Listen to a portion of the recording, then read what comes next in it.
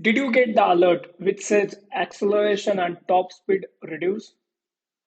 Or you might get BMS 008 alert. BMS stand for battery management system. So in case if you have got this alert, this is a general alert and there could be couple of reasons for this alert.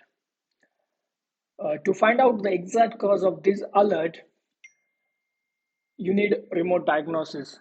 And with the help of remote diagnosis, we could help you to find out what could be the issue and how to fix it. So if you are looking for a solution and if you would like to fix this alert, please feel free to contact us via WhatsApp, or you could visit our website, which is a carrepairservice.com, and you will find all Tesla repairs and services and different kind of alerts. We provide a remote diagnosis and remote support to fix this alert. So what do you need to do now? Now you could just have a look in the description and comment, and you will find link to book this service, or you will find here our WhatsApp number.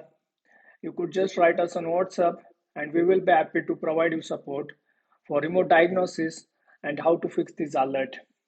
We are looking forward to help you. Thank you so much.